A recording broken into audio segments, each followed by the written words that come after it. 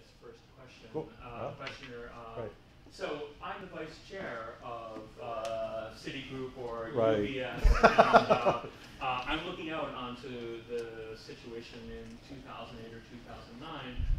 What do I learn from the Panic of 1857? That strikes me as the one that of the various panics that you described has the most relevance for thinking about the current, the causes of the current crisis and the way there is. I may be wrong about that, but I'd like to maybe flesh out a little bit where you see the advice.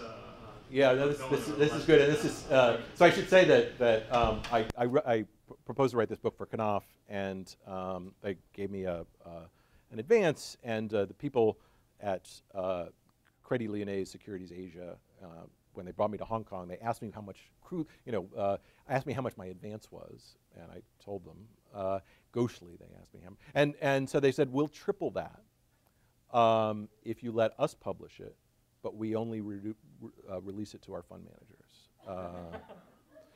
And so the 40 or 50 people who are fund managers, they pay something like $50,000 a year to be members of Credit Lyonnais Securities Asia, and they would get copies of the book, but no one else would get copies to it. Oh, sorry, I wasn't trying to inflate the value of this book. So, for me, part of what people see in these other stories is that's not my thing. They ask me about steel prices, what I think about steel prices. I know about steel prices in the 1870s. I don't even know what's happened to steel prices in the last 3 years. So I'm in some ways not the person to draw. People will draw lessons better than I will. I think one of the things that this speaks to is the central premise of the book is that there are central assets that every bank has, or every major financial institution has, that pays a reliable percent, and it's in modern terms a AAA bond. It's something that is reliable and is very, very, very likely not to be in trouble. And when there's a question about the fundamental stability of those assets that pay 4 and 5%, the stable assets, the safe assets, the effect is multiplied drastically by the money multiplier in banks. That the money multiplier is not based on gold and silver. The money multiplier is based on working assets in the bank, and those working assets are almost all in AAA assets.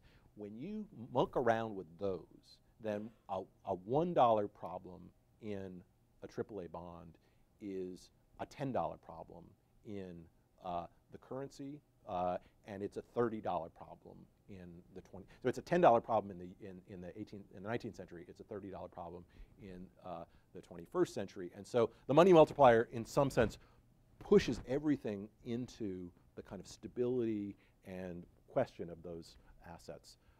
So the sphincter tightening moment is when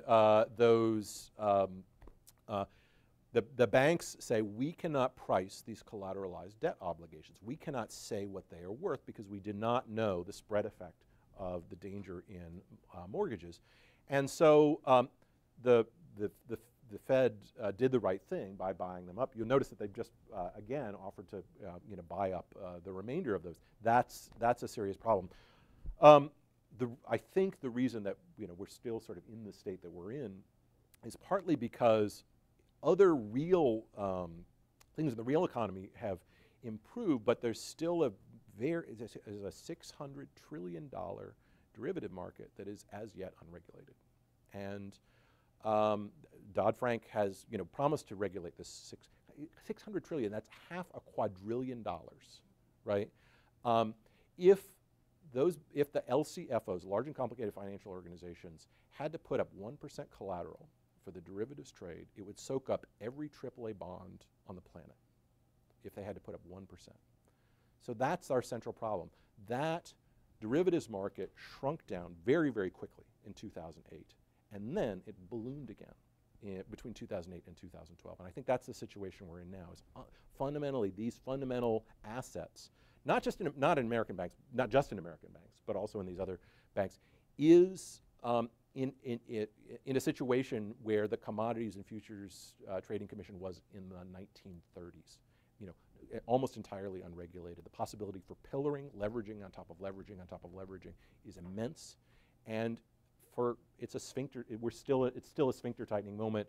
And so the sort of solution is basically, I don't know, if you're a fund manager, I guess that means you keep bidding against the economy and you keep holding cash until that thing is solved, because the fundamental asset is still a question mark, I think.